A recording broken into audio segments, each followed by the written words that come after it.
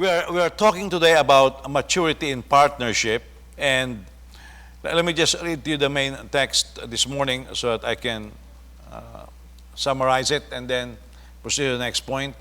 James 3 verse 1, that many should become teachers, my brothers, because you know that we will receive a stricter judgment. For we all stumble in many ways. If anyone does not stumble in what he says, he is mature, able to control the whole body. Now if we put bits into the mouth of horses so that they obey us, we direct their whole bodies.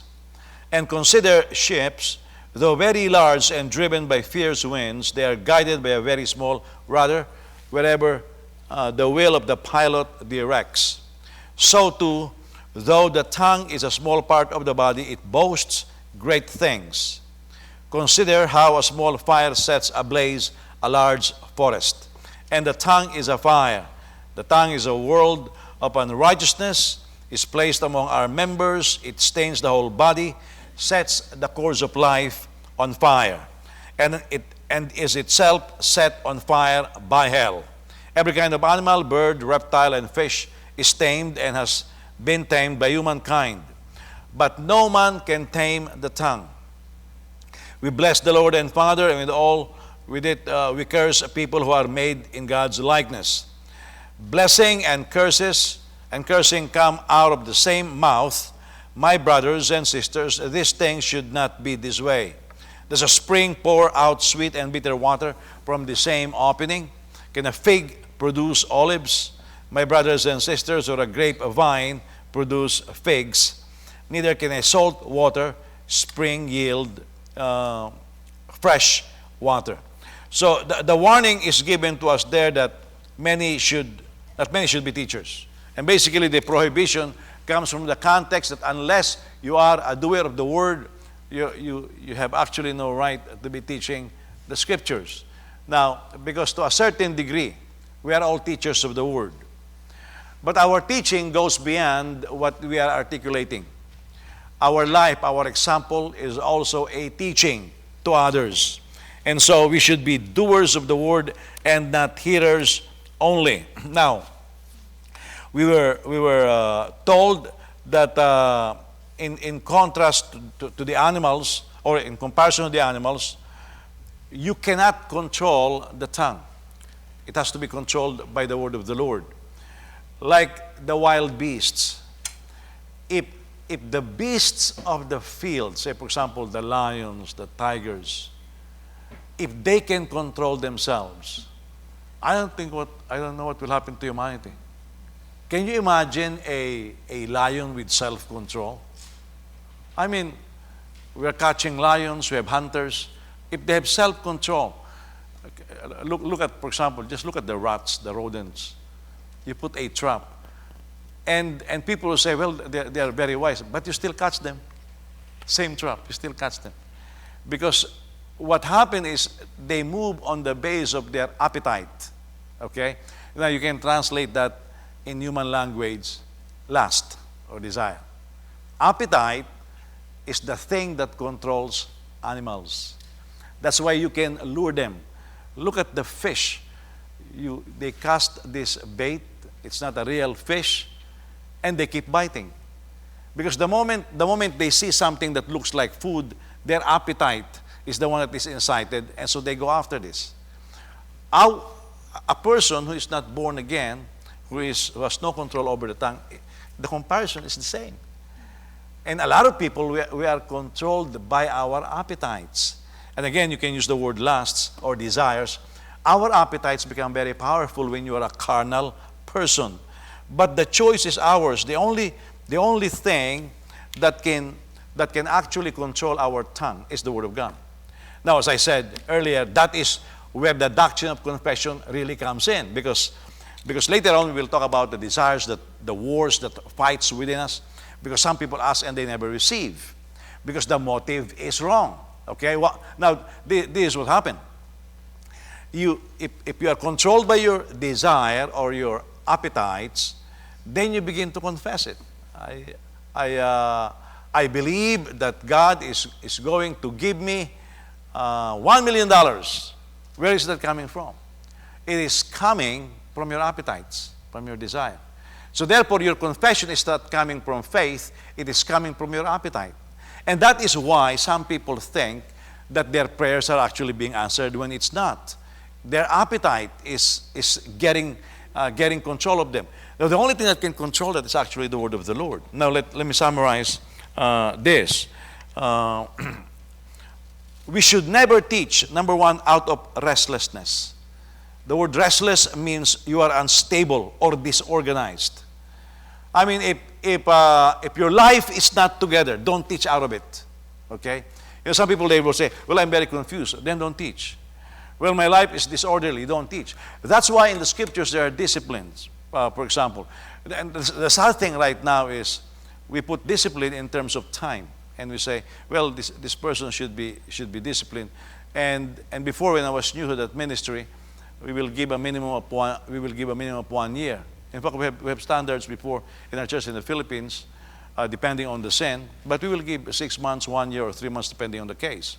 Well, the problem is this: you begin to say, well, I'll beat this 3 months, or 6 months, or 12 months. Well, the thing is this: when you are disciplining somebody, you are putting in order their lives. So the question is, are you still restless, or are you still disorganized pertaining to life? I'm not talking about writing sermons. And sometimes our lives are just so disorganized. We don't know what career to choose. We don't know the direction of our lives. We don't know the will of God. That is a disorganized life. And then some people, they teach out of unrighteousness. Unrighteousness here, because of the context of doing the Word of God, will be referring to unjust actions or flawed activities. I mean, is what we are doing in agreement with what we are teaching? For example, I am a minister. What if I have an appetite for parties? Now, not all parties are wrong, okay? I'm talking about general parties. You know, there's dancing here, there's carousing there, and I am gravitating towards that uncontrolled appetite. Well, I will be looked at by others as somebody with uncontrolled appetite, and I cannot be heard properly by others because it's out of our unrighteousness. We have to examine, for example, what type of activities are we engaged in. You know, now our children, they go to school. They have clubs. We have fraternities. We have societies that we join. We have to ask ourselves: are these flawed activities? For example, one of the things that really got Trinity, Wheaton, and all of those things is when the Black Lives Matter movement and the woke movement started, they participated, even without understanding. And now we have seen the flaws of those men. Like, for example, the head of the BLM is found with some unscrupulous activities. Well, these are flawed activities. You must say, well, they are righteous. Well, these are flawed activities. You see, now it becomes unrighteous. What if even some Christians endorsing a political party? Now, I believe I'm a conservative. I believe in conservatism. I am a conservative. But I'm telling you, a lot of these people who say they are conservative, they are not really conservatives. I mean, look at the Congress right now. Those who claim to be conservatives are doing things that are not conservatives. I mean, one of the complaints of the conservatives right now is they rally Trump on the first term to appoint certain judges, and he did. He fulfilled his promise. And yet the judges are voting against conservatism. You see? So what's happening there? Flawed activities. We can't also teach out of boasting. Now this is arrogance. Some people teach because they want to be seen, or they want their ego to be inflated. Some people really think that the teaching is as simple as standing up and opening your mouth. No, because the moment you teach, your life becomes an open book. Now, that's why I have certain activities that I'm very careful. Like, for example, I don't take a woman in my car without any of my kids or my wife, unless there's a third person in the car, especially those, of course, that are of young age or my age. Now, of course, I wouldn't mind taking somebody in the car who's 90 years old, you know. But if you take, who's this? Dakes, the author of the Dakes Bible. Well, it became a blessing in disguise. He was able to complete his reference Bible. But he was driving from Texas down to the Midwest, and there was a young lady who flogged him. And so he gave her a ride. And she said, you know, I have no home. I ran away from the house, and all kinds of stories. And so he took the young lady in the house. The wife is there, and was approved, and they were taking care of this girl until the police knocked on the door. Well, there was a complaint from the parents, and it was said that he kidnapped the girl, and the girl made up some stories. Turned out the girl has a history of that. So he was sentenced to go to jail, and he shocked the police officers because they said, Mr. Reverend Jakes, you will serve in a jail, some jail time. And he said, well, I'm not guilty, but if that is what the government wants, I'll serve jail time. He said, I have one request. And he was asked, what's your request? He said, give me my Bible, my Greek and my Hebrew Bible, and give me some notes. Allow me to have that. I will be writing. And that's how he finished the Dakes Bible. But that was foolishness. Because, yeah, you were taken by mercy, but unwise. Okay? Some of us, some of the most, we will have some good heart perhaps, and we have honest, maybe we have good intentions, but bad activities. And so a wise person will be able to distinguish out of stained body. Stained is soiled or corrupt. You cannot, again, if your life is a mess, don't be a teacher. Okay? I think this is what happened to some of our actors and actresses. In fact, even, I will dare say this, even Manny Pacquiao. Because the guy just newly got born again, but he's a world champion. They put him up on the pulpit right away. So there was actually no control in his tongue. Now, what he said were true. But there are certain things that you have to filter a little bit, you know. Like he called the, I think the gay people like animals, you know. Of course, they'll hate you. But somebody lacks wisdom. Well, the pastors cannot teach him because the pastors in the Philippines, those who are following, are engaged in some flawed activities. Can you imagine these pastors? They will ask Manny Pacquiao for tickets to go to Las Vegas when he's fighting. He will book their hotels, and then I was told they will also ask for allowance. The guy is taking advantage of. That's why you will see the mother of Manny Pacquiao on television. He's very upset with Christians. Well, rightfully so. There is a bad testimony that now these pastors have demonstrated in front of his mom. I mean, you will have difficulty getting his mom born again. Again, because these pastors are dominated by their greed. You cannot also teach out of untamed tongue when you cannot discipline your tongue. And in verse 4, of course, when you lead your body into so many directions, you really don't know what your life is all about. You cannot be teaching like that. There should be some form of order. Again, that's why teaching the scriptures in a setting like what I'm doing right now is something that a neophyte should not be able to do. You know, incidentally, when I started the ministry, it was like that. Nobody taught me about these standards. And so they thought I can teach, so the pastor will just call me and say, why don't you preach for me? I was very excited. But I'll tell you this right now. Even though I was not living in sin, I wish I never taught in those days. Because some of the things that I taught were not properly prepared. I mean, it is something that I have outlines. You know, I kept those outlines. And I gave them to one of my students because he was very discouraged. He said, well, I cannot do the outlines that you're doing. So I showed him my first outlines. I told him, hey, listen, my outlines were worse than yours when I started. Well, nobody guided me, you see. But I wish, and I bet this, I bet that if you look back into your life and you gave advice to some people, you wish you can take back some of them. Because you say, well, I was very inexperienced. There really needs to be some maturity involved before. Now, it is very noble. I'm very young. I'm 15 years old. I started teaching, which I did. I'm 12 years old. I started teaching. Remember what I told you about that Ohio grade schooler? He will be playing in the swing, but during the sermon he will be preaching. What happened to him now? Yeah. There was this young preacher that I've been telling you, Marjo. In fact, his life was made into a movie. He was only scared of Plaza Sama.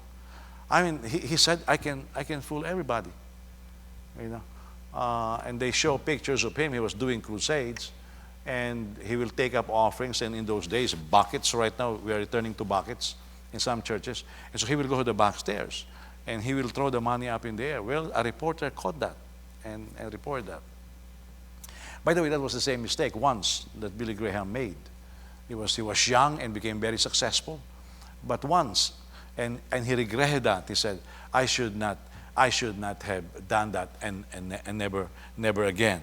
You see, so we cannot just be teachers, like what I'm doing, but we can teach on our own, and we should be very careful when we are giving guidance to others, especially if it's coming out of a lifestyle that is not a doer of the Word of God.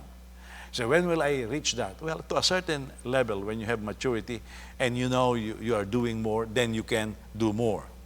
Now let's proceed then. Verse 13. Who among you is wise and understanding? By his good conduct, he should show that his works are done in the gentleness that comes from wisdom. But if you have bitter envy and selfish ambition in your heart, don't boast and deny the truth. Such wisdom does not come from above, but is earthly, unspiritual, demonic.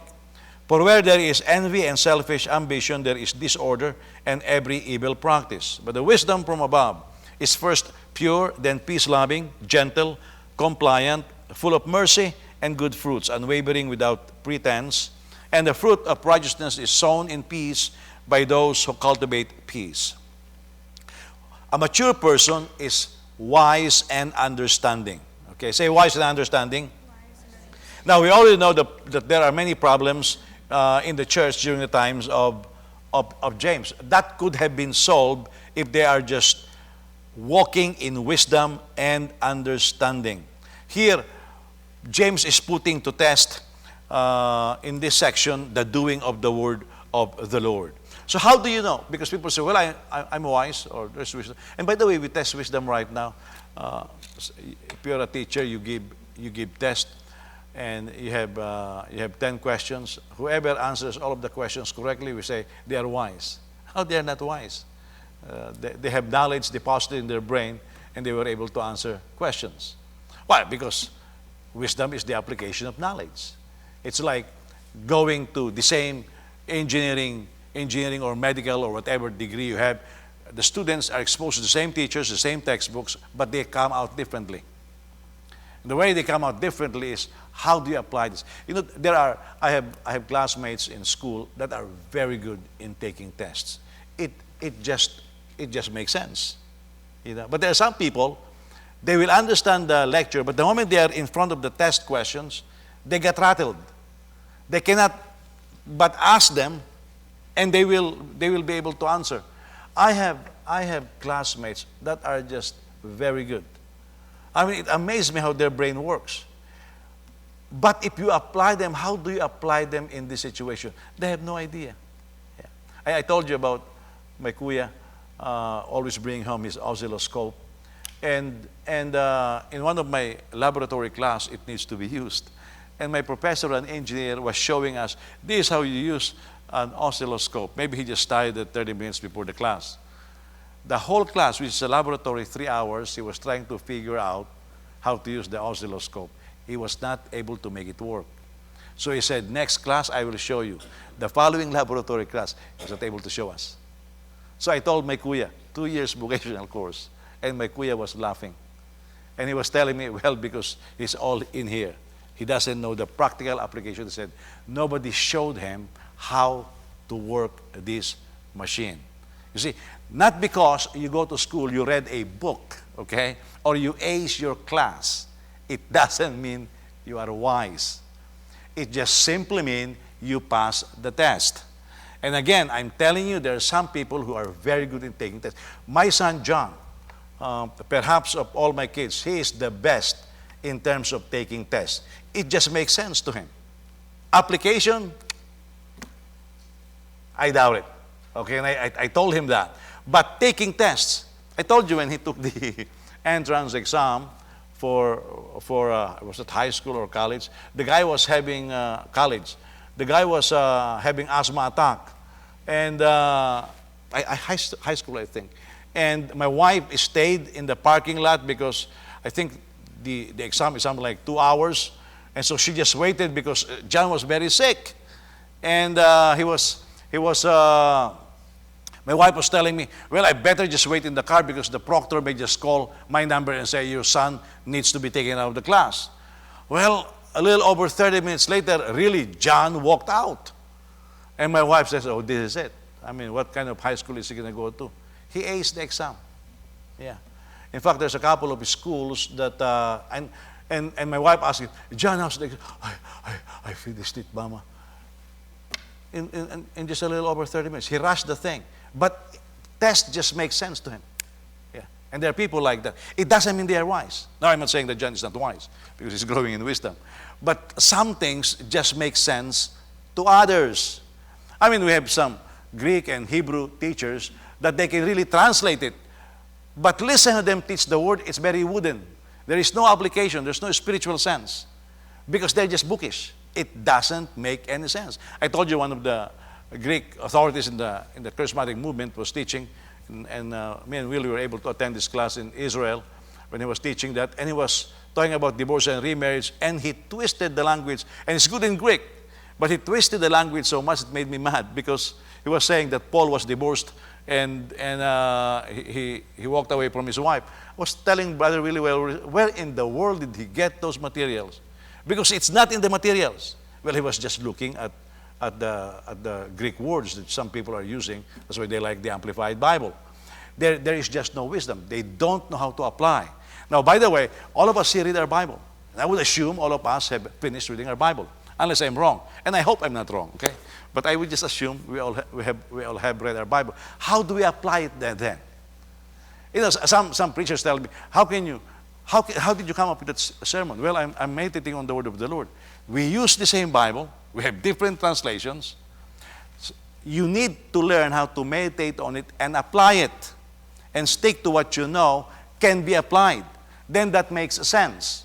And so these are some of the things that we have to learn when it comes to wisdom and understanding. So how is wisdom and understanding demonstrated? In verse 13, simply, the simplest answer is by his good conduct. Let me translate it differently. By his beautiful lifestyle. You know, some people you will admire, their lifestyle is just gorgeous. I mean, some people, they know how to dress. You know, some people, they dress up and it annoys you. Like, what in the world is this guy talking about? Some people are just dressed beautifully. Some people, their lifestyle is just beautiful. I mean, they may not be extravagant. Some people are very extravagant. It's ugly. You say, what in the world are you doing with your money? You're wasting it. But some people, their life is just beautiful.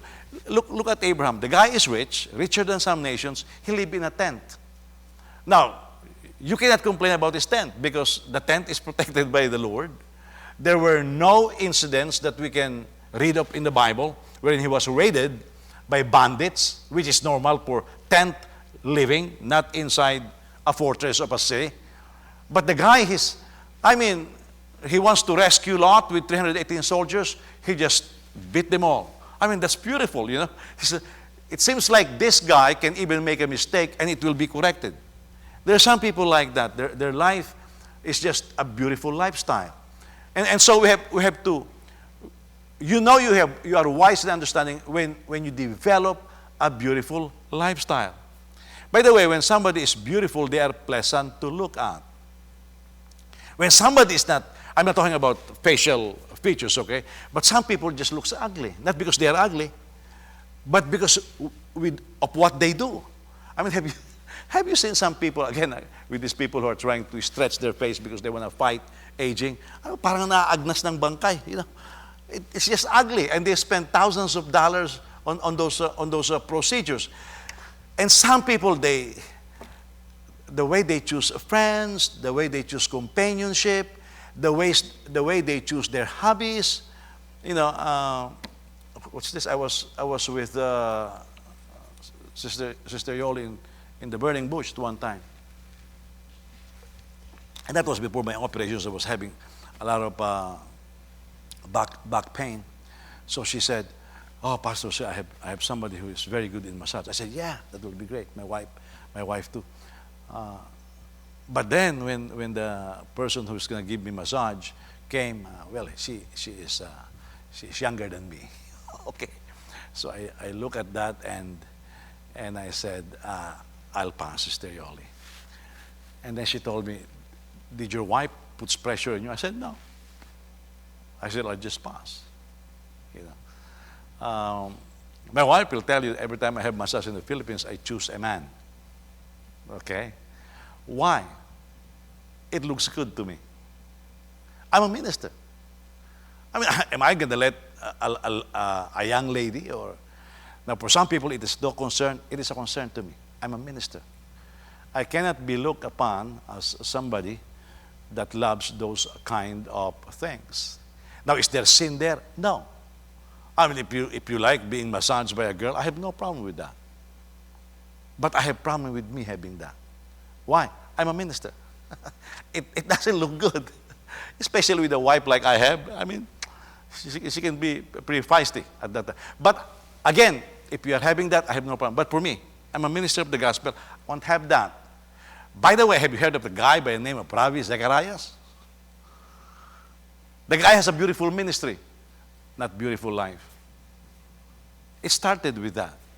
By the way, I know somebody right now that is asking for our help. It's with a masseuse. No sex, nothing. But he almost got his ministry and ruined and calling saying, "Help." Well, you're stupid, you know, because he likes the massage from this young lady. Now, again, if you are not a minister like me, I have no problem with that. You know, I mean, especially if you're not doing anything wrong. But for my lifestyle, you know, for goodness sake, for my lifestyle. That's why right now we're laughing at testimonies like of Bill Clinton. We don't know what Epstein is doing. Are you kidding me? You're the president of the U.S.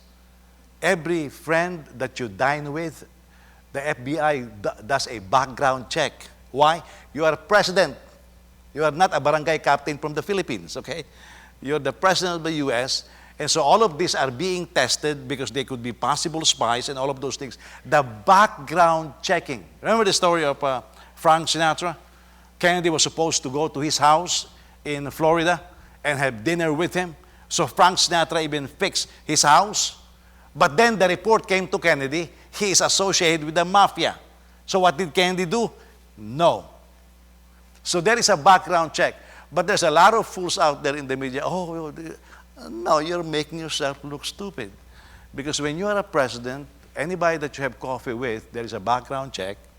Everybody that you meet with, even for 5 minutes, they check the background because it could be politically suicidal. So when somebody says, "I don't know what he's doing," why? Were you born yesterday and you have no access to these intelligence reports? You see, these are simple things. Now, did he do something wrong? We do not know. But it's not a beautiful life, you see. And this is what we have to aspire for. There are some, I mean, there are some people, A.W. Tozer, I mean, Bill Bright, these people, Billy Graham, you know, made some mistakes, but their life is such a beauty. But I'm telling you, there's some music that I listen to right now. I mean, you listen to people like Lester Sumrall. Since 17 years old, he has been preaching. At the age of 20, traveled the world. His life is just beautiful. I like the story when he was in Argentina and he saw his wife. They're both missionaries, and so he was telling us the story a lot of times and said he just told his wife, she's playing piano, "Can you please stand up?" So she stood up, and he said, "Well, I'm a little bit taller than you are. That will work." That's it. That's about it. And then ask her to marry him. And this is spiritual communication, because the lady is a missionary, came from a great missionary family, and so there were no hocus pocus, just beautiful life. And I think we have to aspire for that. Now some of us, our lives were not as pretty as we wanted to be as before. Well, we are born again now. Let's make a beautiful life of what we have. Can I have an amen? Okay. Now, his works also are done in gentleness that comes from wisdom. Now, gentleness here, because of the beautiful life that I was talking about, I cannot come up with another word, but I just use the word mild-mannered. Okay, I think if we will walk in wisdom and understanding, sensitive to others, we should change the way we talk. We should. DJ sometimes will check me often when I look at others, and she will tell me, "Hey, Papa, stop it." I said, "What will I stop?" "Well, it looks like you're ready to fight somebody, Especially if they look at DJ differently, it makes me upset. But it's not beautiful all the time. But what I'm saying is, you should be mild-mannered. I admire strong men like that. They're strong, they are capable, but a lot of self-control, a lot of gentleness. The other thing is this. There is no wisdom and understanding when envy and selfish ambition is present. If you are motivated by envy and selfish ambition, there is no wisdom and understanding there. Like for example, I love the testimony that the Lord gave us a second house. If you have wisdom and understanding, you should have understood what happened. So some of you, because I've heard this from others, well, mag-alaga na rin tayo ng matanda. Now you have to remember, my wife took care of that old lady, something like for just 2 years. Well, we received that blessing not because of that. It is because I believe of the choice of faith that her and I made. And there are so many answers that I gave to the old lady that should have prevented her from having my wife to help her. Like because of asthma, I told my wife, stop working at that house because of the carpet. And so she told the old lady, I'm not working here anymore. My husband doesn't want me anymore. Why? Oh, because of the carpet, I'm having asthma attack. And the old lady, she had been told several times, change the carpet. She refused to spend the money. But then because she fell in love with my wife, she said, okay, change the carpet. You see, that's favor. Why is there favor? Because of the acts of faith, the walk of faith that we have been doing for life. So sometimes people will say, well, I think to get a house, I better look for an old lady. You have no wisdom, you have no understanding. Yeah. Who is this? Barry Tubbs. When I shared to him my testimony, he was excited in my office and he shared to me his testimony. He said, Jose, that's exactly almost the same as what happened to me when I moved from the Midwest to Texas. I said, what happened? He said, well, the Lord told me to work with Kent Copeland in Texas. So I was renting this house, and he said, there is a beautiful house next door. And I was just helping this lady all the time. And he said, she fell in love with me and my wife, and it turned out she's a believer. And she said, she is rich. Look at Barry one time, I think after 1 year, and says, I'm giving you my house. And Barry said, that's it. That's how I got my house. That's favor. Now, it's not looking for a neighbor who is old now. A person with no wisdom and understanding will look for a neighbor who is old, with a house. Well, you have zero wisdom and you have zero understanding. This man took an act of faith. He resigned from pastoring a church. He went to Texas and was very nice to this old lady. And he was not thinking about getting the house. You see, that's wisdom and understanding. That's why people will live a life and say, wow, I like that too. No, learn from their life. This is what the Bible says. This happened for our example. What is the example? Not the blessing, but the lifestyle. Because the blessing can vary. It's the lifestyle. You learn from their lifestyle. If you have wisdom and understanding, that's what you will learn. Like I will learn from a lot of ministers, and that's why I'm into education. Because I've learned that after you pray for people, after you do all of that, you get old, what is left really? And when you go home, what is left is the word of the Lord that you learn. That's what you meditate on.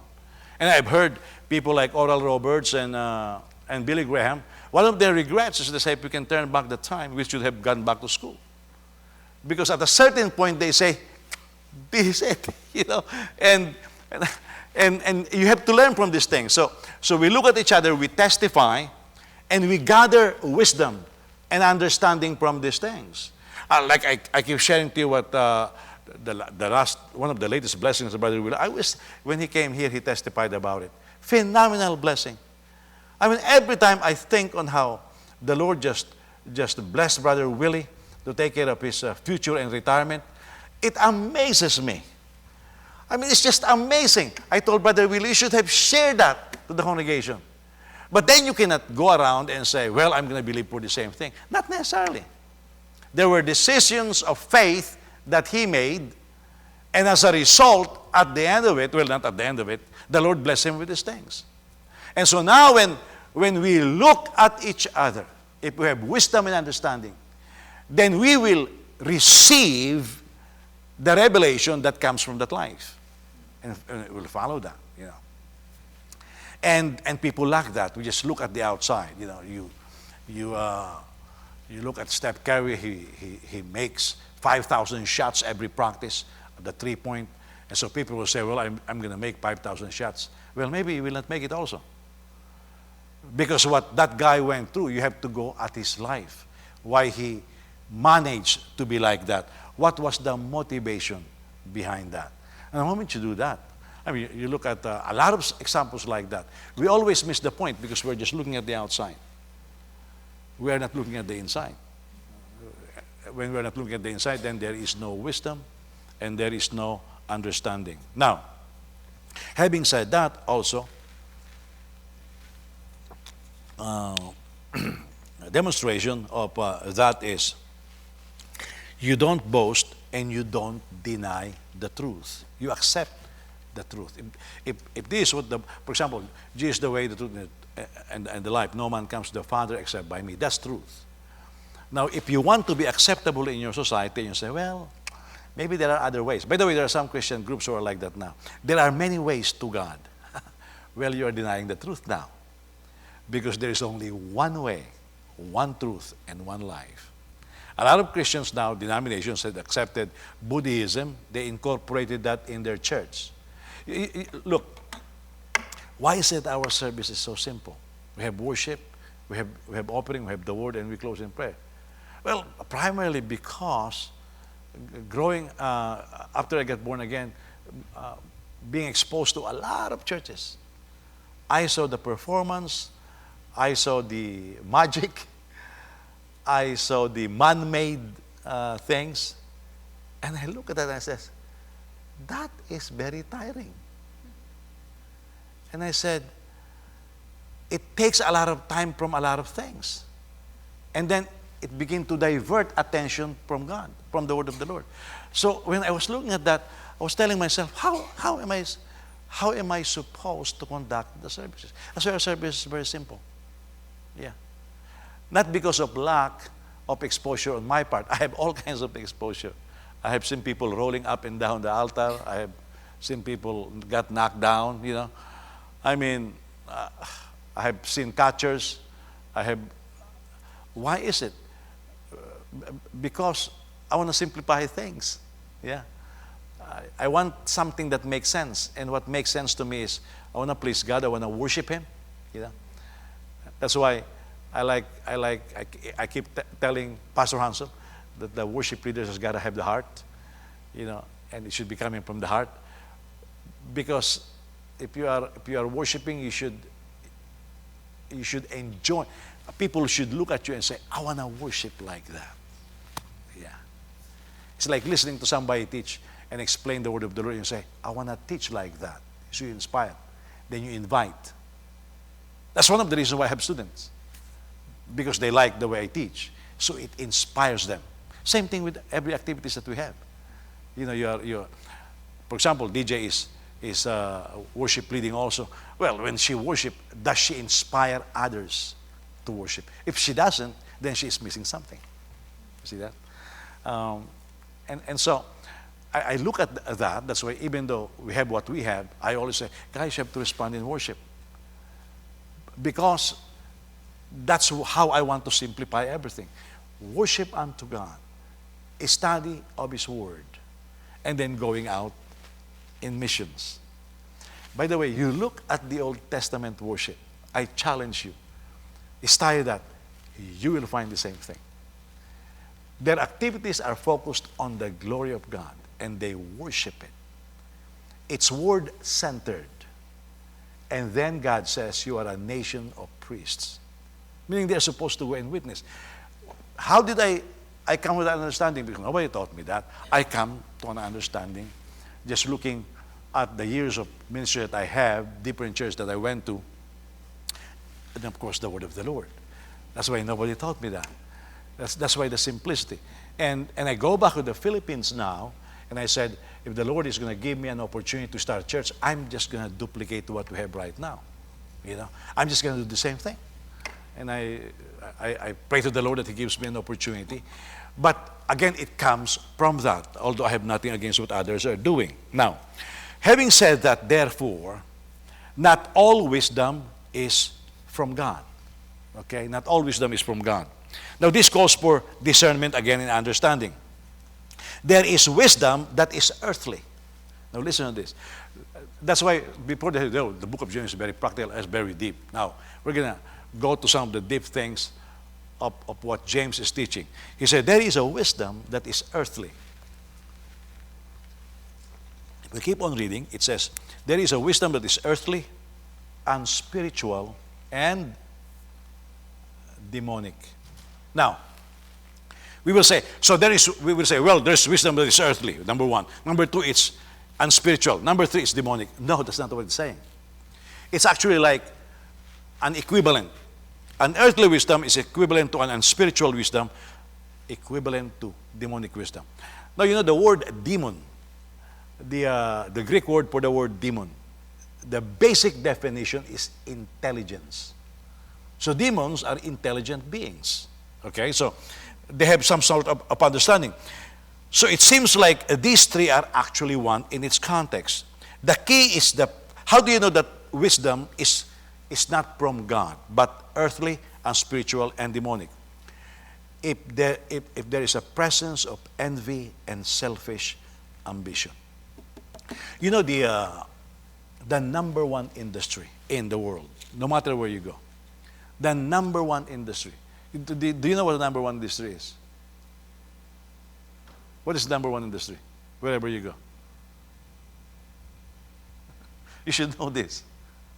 It's called service industry. That's the number one. In fact, the top, I don't know right now, Service Masters is based in Illinois. The guy is born again. Okay? If you will drive, I think 90 or 94, you will see coming from the east, you'll see on the left side, Service Masters. That is one of at one time, it's the best service provider in the world. Okay, they serve hotels, offices. And the owner of that Service Masters business is a Christian, born again. If you are going to be an accountant, there is a 2 months practical training. I don't care if you are a lawyer, if you are an accountant, if you're going to be a manager, first 2 months, you will clean the floors. Now, for example, you are a lawyer. While cleaning the floors, you are making the salary of a lawyer. If you're going to be an accountant there, while cleaning the floors for 2 months, you are making the salary of an accountant. Meaning, the owner will not cheat you. But he said this, how can they serve effectively if they don't know what my people's work is? And so they became number one. Okay? So, what does it mean? They understand what is going on. It's based on experience. Now, that wisdom, again, there is no presence of envy and selfish ambition. If you are doing what you are doing because of envy, why do you want to buy that shirt? Why do you want to buy that shoes? Why do you want to take that course? Why do you want to have that job? Are you envious? Oh, look at all of them. That's why a lot of worldly wisdom is going on. Hey, there's money in my days in marine engineering. So everybody is taking marine engineering course.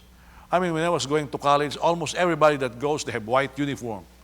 Why? Because people are going overseas. There is no wisdom there. That's earthly wisdom. Now we know that heavenly wisdom is, you want to know where the money is? Money is where the will of God is. So, it doesn't matter. You listen to your heart. What is it that you love doing the most? That's where the money is. Look at Bill Gates and Steve Jobs. They never finished college. And by the way, Bill Gates have donated in the billions actually of dollars. His dad can write a check, I think for $1 million every week without permission to give away. Can you imagine to tell your dad, Dad, you can give away $1 million per week without my permission? That's how much money. I mean, you know that, who's this guy? Warren Buffett gave something like $30 billion to his foundation. Look at these people. The guy never finished college. Because something moved his heart, and he understands his heart, it's coming from the inside, and he moved with it. By the way, that is biblical, because God is the one who puts a desire. Can you imagine if all of us will just follow the desires that God put in our hearts without fear? That's where the money is. Do you know that in this church, there are some people that inside their heart, they are itching to start a business. I don't take that lightly because it could be God putting that in their heart. But no wisdom. Yeah. They're just afraid. I mean, I told you about a meeting that I had with few people, and they want to start a nursing care business because it's growing.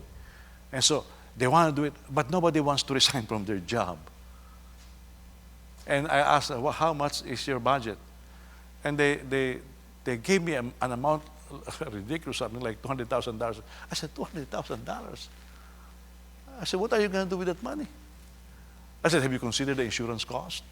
Have you considered retaining a lawyer? Have you considered having an accountant? Have you considered having a resident nurse? What about a permanent doctor?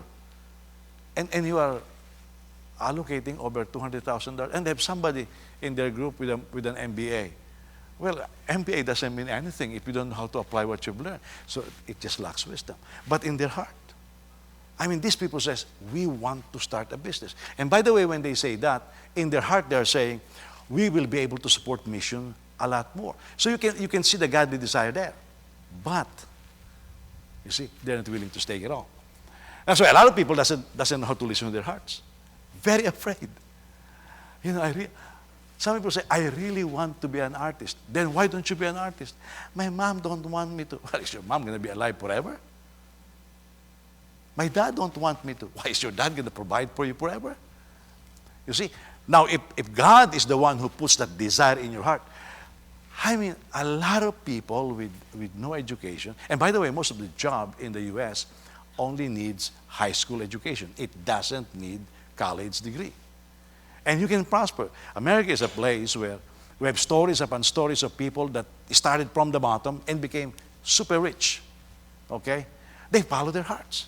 Now, sanctify that. if the people of God will just know how to listen to their hearts and put wisdom and understanding in it.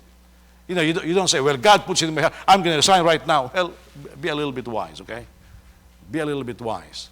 Because if you do that without planning, you may just end up bankrupting yourself.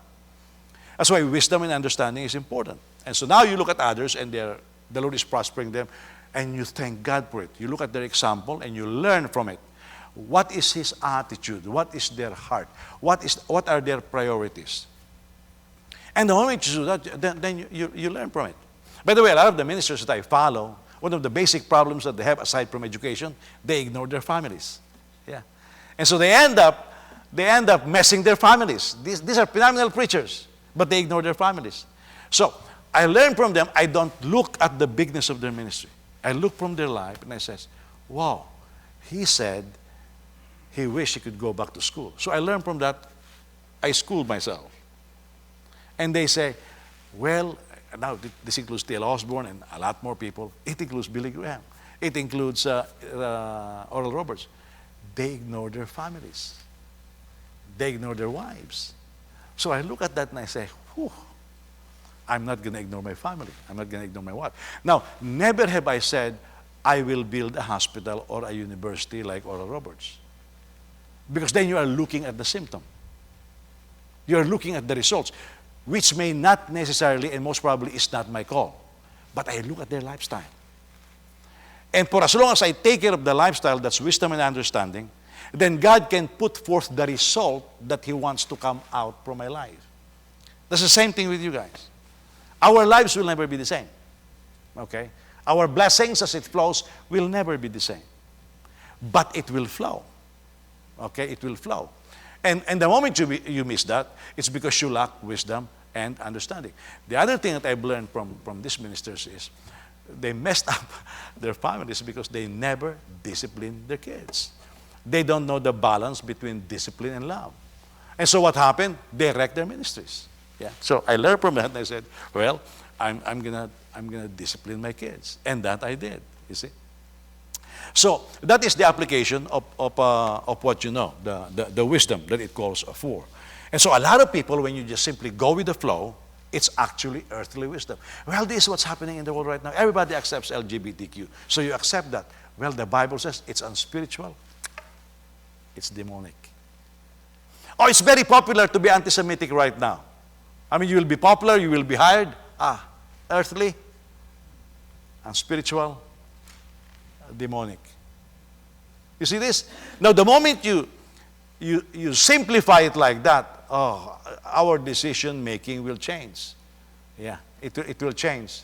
We will not just be making random choices. It will be very intentional. This knowledge here, of course, because wisdom is the application of knowledge, this knowledge is knowledge of the Word of God. Our main struggle when we are reading the Scriptures is this, and this is always my struggle. In fact, if you have been observing for the last couple of months, I have changed a little bit of the style of outlining or teaching that I'm doing, because before I will be doing a group of text and then I'll outline it. I've learned that I begin to learn. I read a certain portion of the Scriptures and draw lessons from it, and so I'm enjoying myself doing that right now. Again, this comes from, you tire yourself making outlines doing this and you want to simplify it. And I found certain things. So again, when you look at the Scriptures, you are not looking at words. You are looking at revelation. You're looking at what did God say. For example, when Paul said women should have long hair and should have a covering in their head. So now the religious people with no wisdom and understanding says, okay, women, long hair and put a veil. No, that's not what Paul is saying. Because in those days, they have worship, cult worship, where in part of their worship service, they have sex. Okay? And so a man will be approaching a woman, especially in Corinth.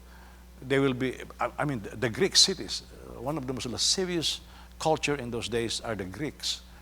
And so in a worship service, a man full of lust will approach a lady, because there will be a portion of their cult worship that they'll be having sex. And so he will say, I would like your services. And there are priestesses that they use for that. And so what happened is, there were fights that's happening in the church because everybody is approaching everybody. So now that religion, especially in Corinth, what they did is, if you are a temple prostitute or a priestess, you shave your head. So these are women with no hair. And so now, a male worshiper who's lusting will approach these bald-headed ladies. Well, they got born again. By the way, the moment you get born again and your head is newly shaved, it doesn't grow right away. And by the way, they don't shave it every week. It gets longer a little bit and then they'll shave again. But worshippers will know these are priestesses because of their hairstyle. So Paul said, so that you not be mistaken for those prostitutes in the church and we don't have it, put veil. That's the reason for that. That's why we don't need to have veil today, because we don't have temple of prostitutes here. But people just take that and become very rigid with it. You have to have wisdom and understanding. Now, in contrast with earthly wisdom, there is wisdom that comes from above. How do you know that your wisdom is from above, or that is from heaven? Number one, it is pure.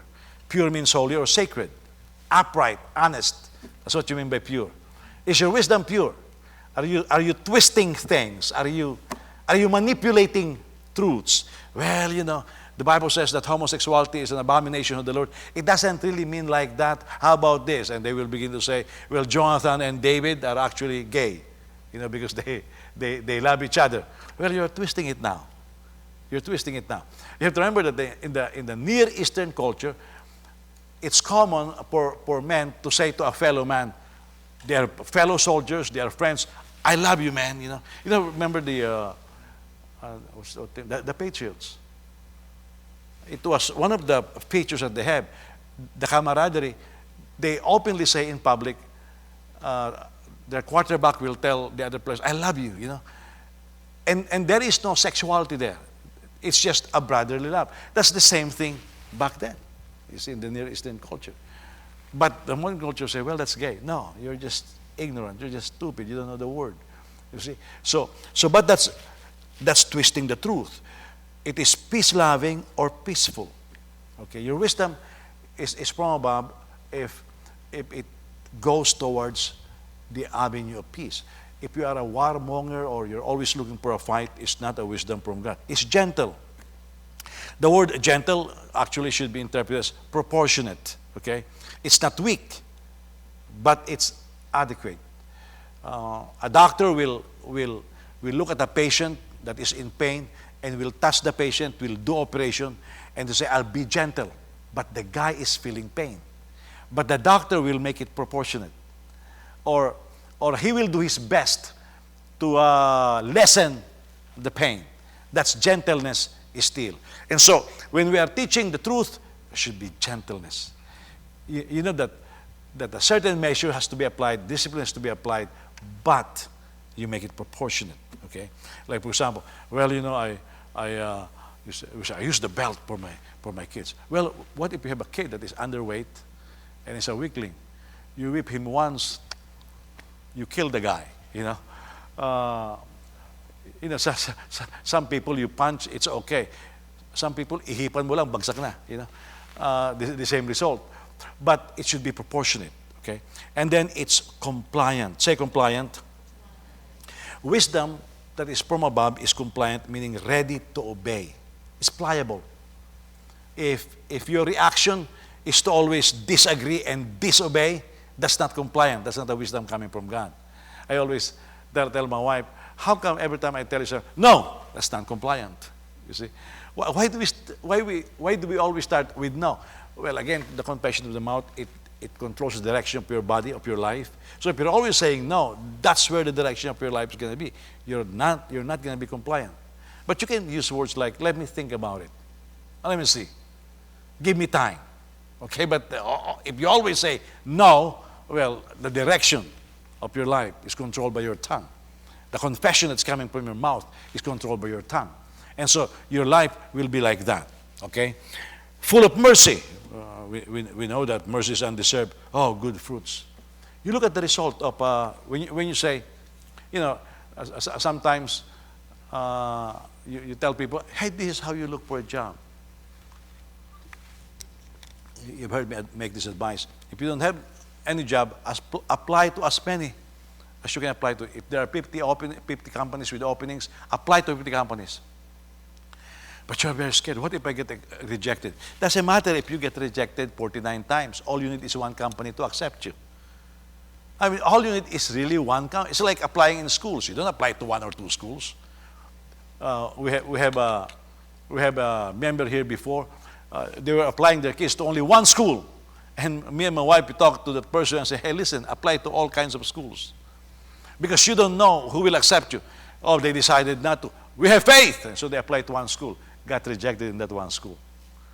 You know, all of my kids went to Edgebrook, to Edgebrook and then to Jones. But those were not the only schools we applied to. We applied to all kinds of schools in the city of Chicago. In fact, before Joseph and John went to Edgebrook, they were accepted at Thorpe. They went to American, that's the first bilingual school in the U.S. Inter-American school by that hospital. I forget that hospital's name. We applied to a lot of schools. I mean, one of the schools that we have right now is going bankrupt. I think the Latin School or LaSalle. They also applied there. I think it was John who got accepted at LaSalle. You see, so we applied to all kinds of schools. Why? Because all they need to do is to be accepted in one school. But if you say, well, I have faith, God told me I'll be accepted in this job. Well, you better be accepted in the job. Because if you don't get accepted in the job, that means God did not speak to you. You need a job, apply to as many companies as you can apply. And by the way, if you don't like your job anymore, don't resign until you have applied and get accepted in another job. That's just wise. Okay? And so sometimes you will see people like that. I mean, their life is beautiful. They don't run out of job because they have something ready.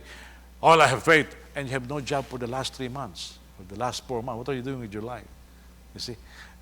There is no wisdom there. Now, because the Bible says, of course, he who does not work must not eat. Good fruits, unwavering. When you say unwavering, you are not hesitating. You are not double-minded. And without pretense. That means no hypocrisy. What you say is what you mean, okay? Trying to finish all of this, okay? Because tomorrow I'm going to missions. James chapter 4, verse 1. What is the source of wars and fights among you? Don't they come from your passions that wage war within you? You desire and do not have. You murder and covet and cannot obtain. You fight and wage war. You do not have because you do not ask. You ask and don't receive because you ask with wrong motives, so that you may spend it on your pleasures. You adulterous people, don't you know that friendship with the world is hostility toward God? So whoever wants to be the friend of the world becomes the enemy of God. Or do you think it's without reason that the Scripture says the Spirit He made to dwell in us envies intensely? But He gives greater grace. Therefore He says, God resists the proud, but gives grace to the humble. Therefore, submit to God, resist the devil, and he will flee from you. Draw near to God, and He will draw near to you. Cleanse your hands, sinners, and purify your hearts, you double-minded. Be miserable and mourn and weep. By the way, take that in context, okay? Be miserable and mourn and weep. Let your laughter be turned to mourning and your joy to gloom. Humble yourselves before the Lord, and He will exalt you. By the way, I may not get there, so I'll just clarify this. When it says here, cleanse your hands, sinners, purify your hearts, you double-minded, be miserable, mourn and weep, let your laughter be turned into mourning and your joy into gloom. You know what it means? It is equivalent to one word. It means repent. That's all it is. Okay? It's parallelism. It just means repent. So, what's the next point that I would like to talk about maturity? Number one is we should not just be teachers.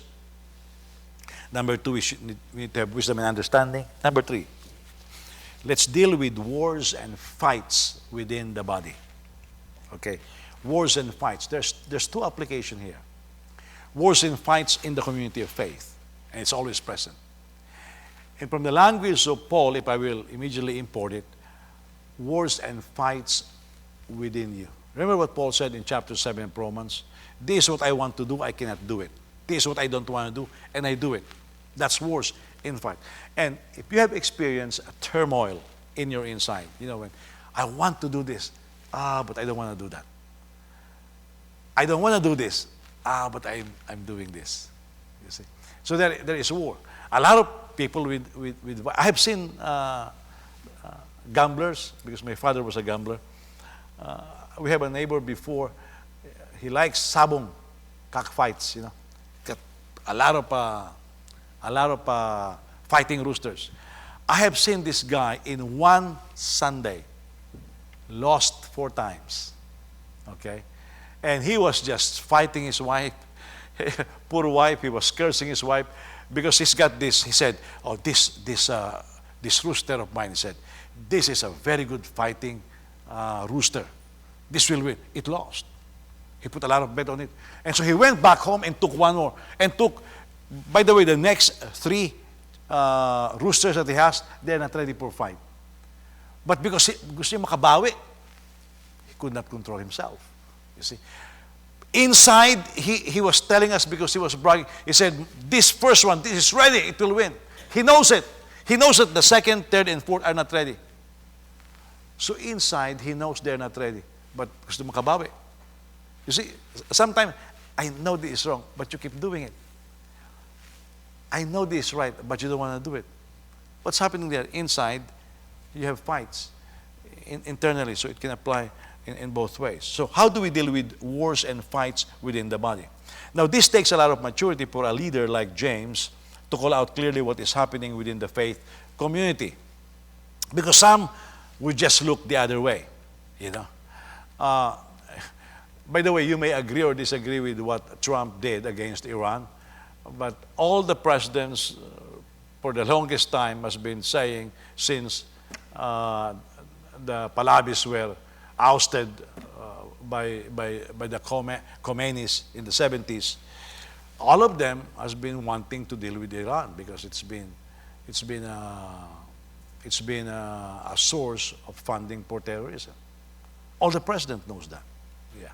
By the way, 9/11 could have been prevented by Bill Clinton. I think 2 or 3 times after the Oklahoma bombing and the USS Cole.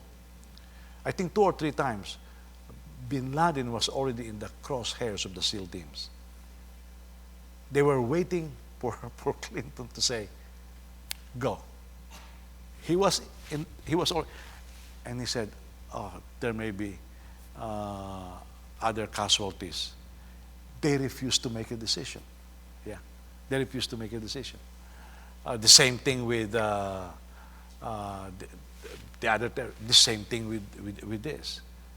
This guy just acted on what everybody else wants to do. And look at this. If you look at the world of politics, there's a lot of lies and hypocrisy. We have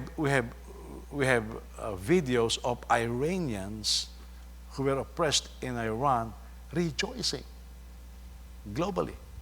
And we have Americans in New York protesting. What in the world is that?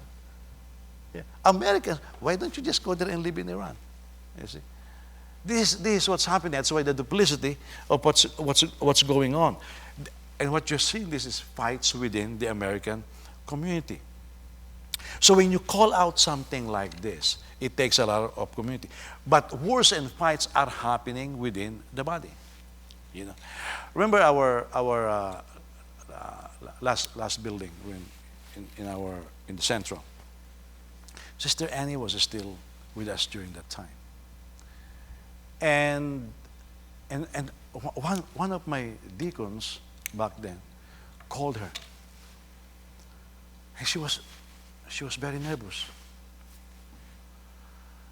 And my deacon was wondering why so she approached her again and she told me, Pastor said, do you really want me to talk to her?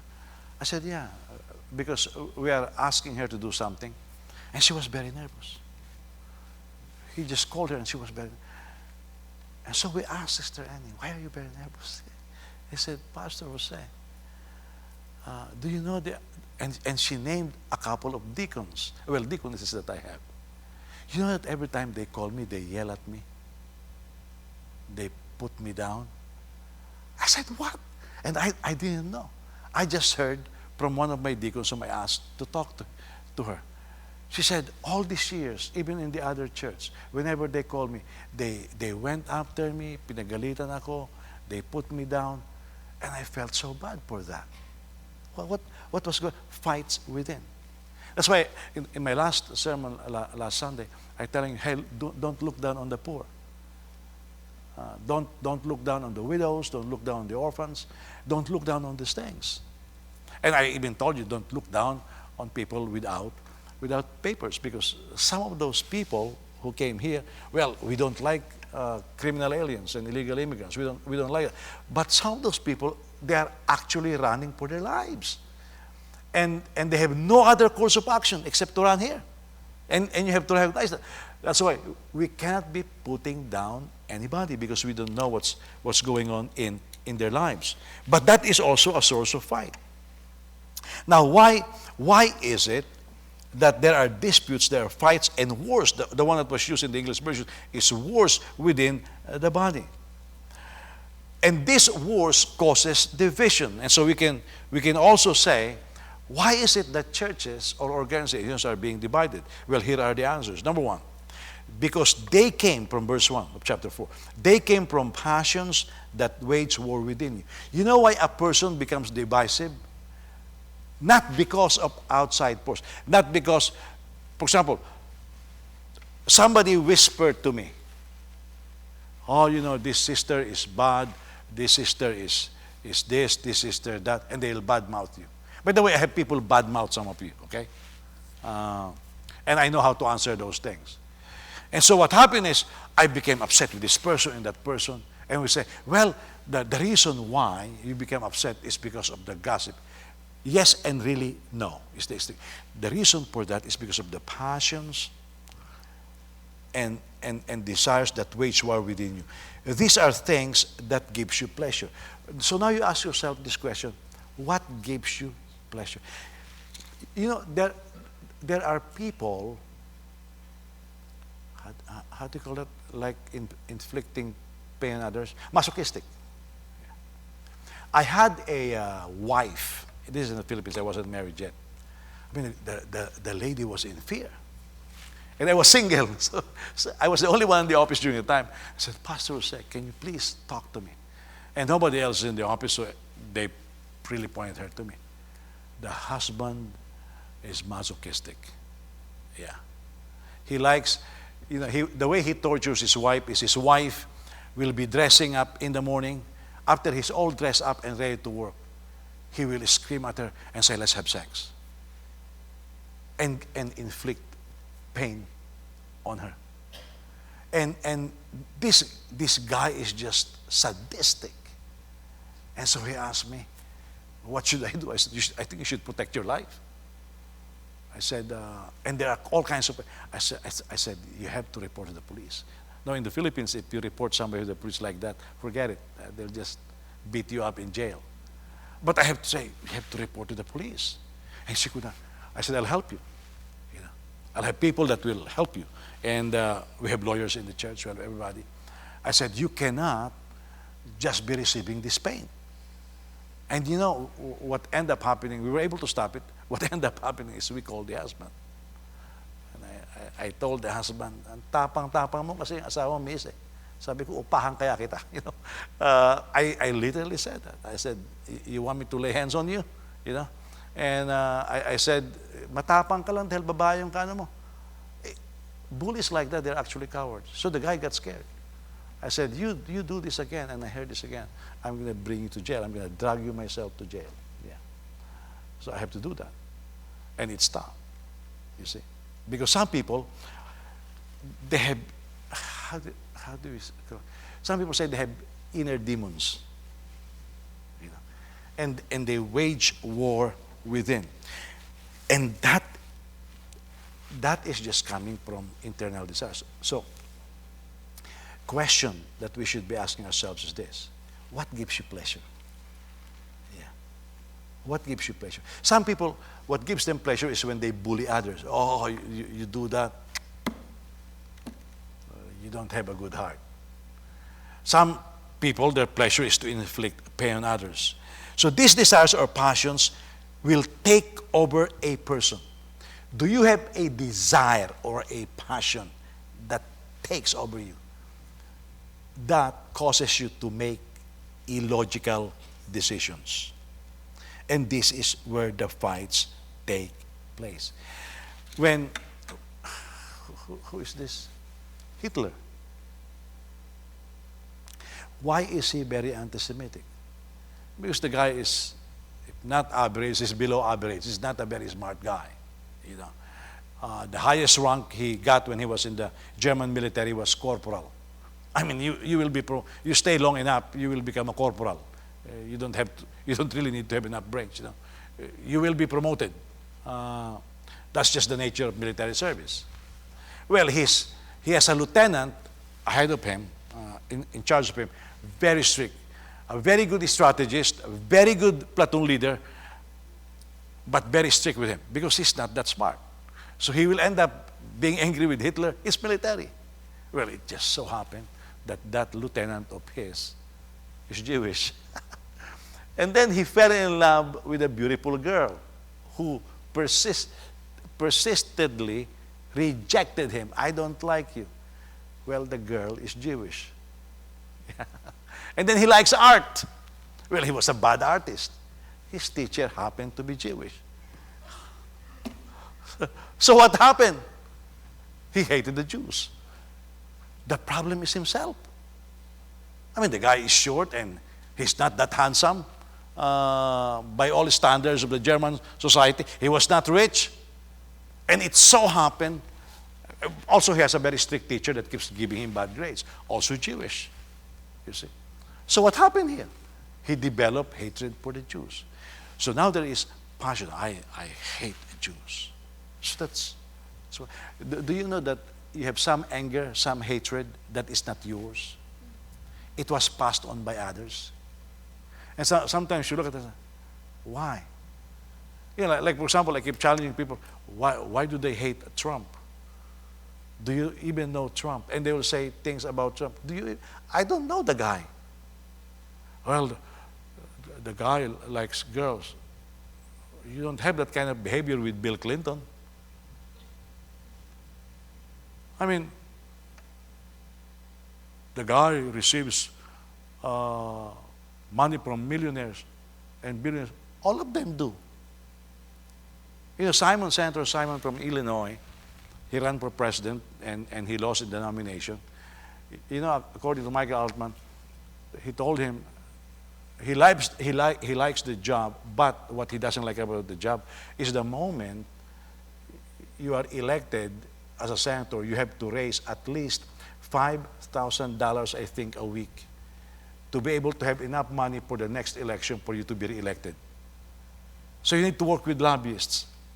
So all of them, if you ever believe those politicians saying, oh, they're catering to the rich, all of them cater to the rich. Where do you think are they getting their campaign money? You know, oh, they are lying. All of them are lying. You see? So now you have to consider, but where is this hatred coming from? Again, I have never seen such hatred to a president as I have seen against Trump. And they don't even know him. Some of you may even hate him. Why? Has he ever shaken your hand? I mean, it was planted. It was planted to you. Now, this is the problem now. Why is it that it is very easy for that kind of emotion to be planted to you? That puts in question the quality of your spiritual life. Have you ever thought of that? That is what causes division and fights and wars. Now, do I like Trump being a playboy? No. But I have nothing against the guy. The guy has done me no harm. I remember, I told you about the church that I was a part of, and this family took care of me. I lived with them for 2 years, ate their food, slept on their bed, drank their water. Well, now I know that the lady had an ambition to become a pastor. And I was told later, she was very upset when I was appointed as the pastor for international ministries. And she told some of my members, I should have been the one. He should just have waited, because I was just there for 3 years and I left Virginia Beach. But now one day, she said, we're going to change church. I was already a staff of Rock Church. And I said, and he said, we are family, so she said, we are family, so you'll go with us. I said, no. I said, the bishop has done me no harm. I said, he has not done anything against me. Why will I go against him? And she was upset. Now, applying wisdom, I know it's not going to be good. So she talked to me on a Thursday, I think. That Saturday, I was already talking with somebody. Can I sleep in your house? By Sunday, I moved out. Why? Because I have wisdom and understanding. The longer you wait, the more difficult it is. Can you imagine the thick air that will be around us?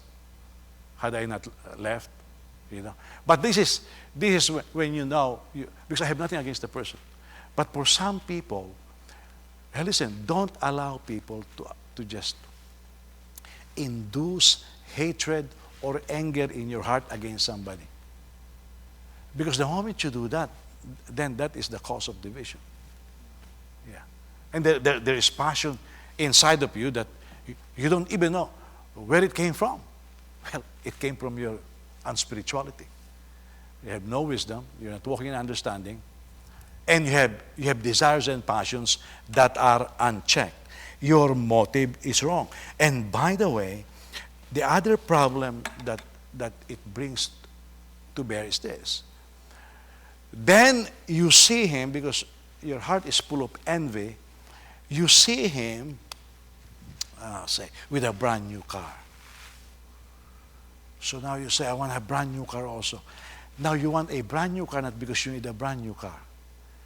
You are jealous. You are envious.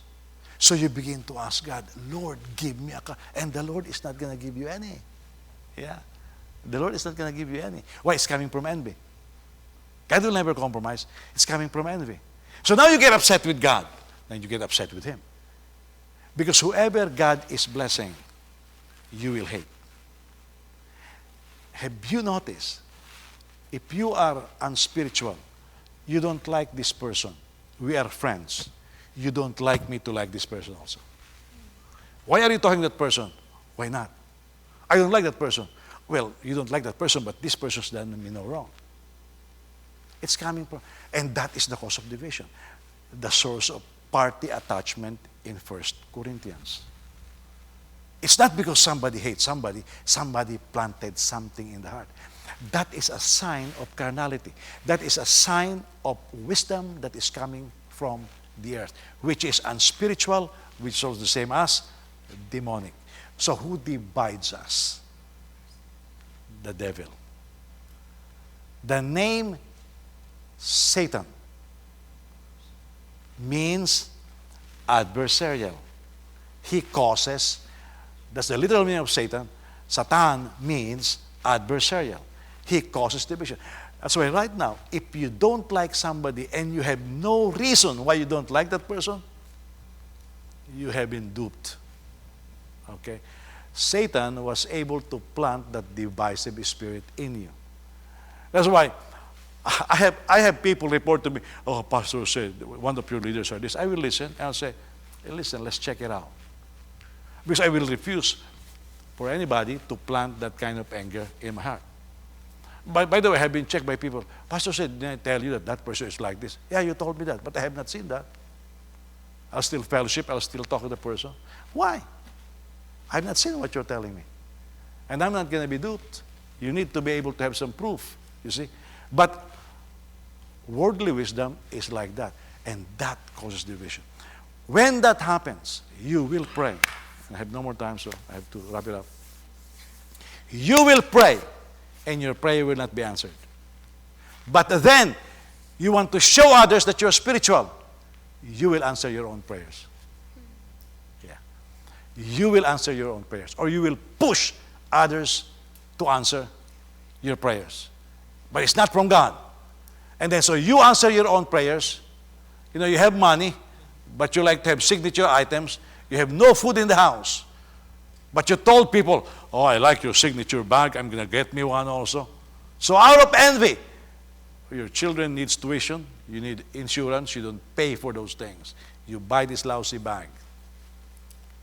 And you say it's answered prayer. No, it's not answered prayer. You answered it. And so now it created more problem. Now you become more envious because he's not having the problems that you have. This person can pay his insurance.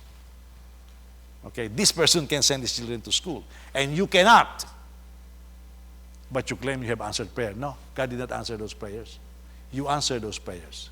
And so you approach somebody, you borrow some money. They answered your prayers, but never God. That's very clear to me. Okay? That's why the condition of the heart, we should never allow envy, jealousy to dwell in our hearts. Because this becomes the source of wars and fightings within us. And it's not coming from the outside. It's coming from the inside. Have you ever met somebody that looks angry and you say, hey, how are you doing? Hey, don't approach me. It's coming from the inside. It's not you. Leave me alone. What do they do? You're just concerned. But they're ready to punch you. You have not done anything. Because something is raging inside.